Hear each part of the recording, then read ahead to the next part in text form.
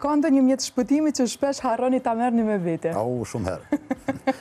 Shumë herë. Edhe të kujtohet malët. Po, kemi nis pa bateria. Natën.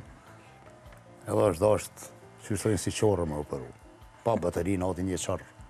Sigurisht. S'kemi pasur me bëjë, kemi përdor telefonat, shkrepsat, kush ka pas shprejtë me dritë, po nuk kemi ujtë më këthy për asyje se marrë ke ko shumë. Deri në zbardhjet me ngjeset, ashtu kemi vepru. Kur keni ma shumë punë, verës apo dimret?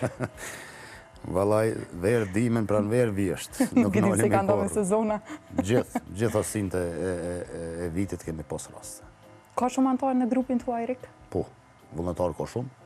Në grupin ku këmë bashkëpunu me kërkim shpëtimin malor të Kosovës, edhe ata janë shumë, edhe ata djemë që tashmeri që janë specializuar për operacionet pak më të rrezikshme.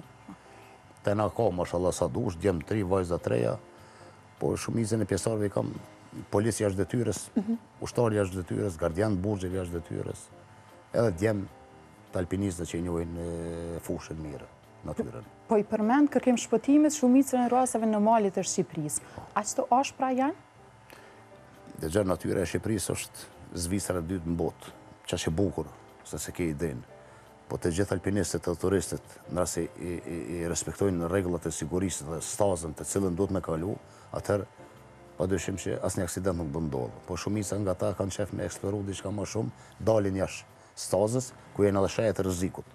Po të flasë sukur në bjeshtë, sukur në për zonat e skimit, ku hasin Norteq, kemi pas raste, edhe një shtetës amerikane, kemi të rejnë nga Brzovica të vdekur. Dhe më thonë, i ikin asaj zonë sigurisë, dalin jashtë, kanë qef me po diçka ma interesant, edhe ato vjen dhe i të aksidenti. Megjithatë nuk mund të thirremi në mungesë të shenjzimit, shenja ka. Shenjat ka, shenjat janë, të gjithat janë, vetëm që duhet mi respektu. Ajo është tjetër pjesë. Në kalën në boza personale. A ka ndaj kod sekret mes kolegëve që përdorni për situatat të ndryshme, por që t'inglon shumë që sharake për të tjerët?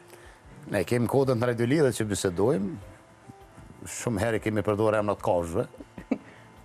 Që asocion me? Për shembull kemi operu në natyrë, kush ka pas radiolidhe dhe kemi vendosë që ne emën vejtë tigri, luani, kaprolli, lepri, dhe me thonë, mi majtë në komunikim pozitiv.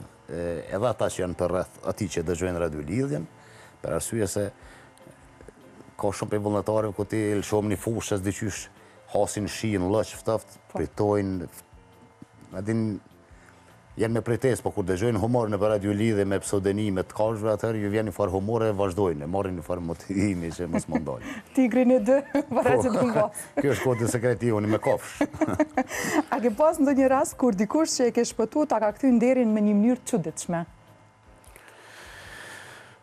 Me të thonë drejtë ngres, nuk i moj edhe në men, as emnat e familjarëve tyne. Po pa dyshim që më kanë shkrujt shumë herë, më kanë falenderu, më kanë pyet si e mirë, kjo ka qenë diçka dhurata më e mirë për mua. Dhe me thonë nuk ka arru që ja kemi bo një nderë, a kështu shumicën mi po nuk njoh.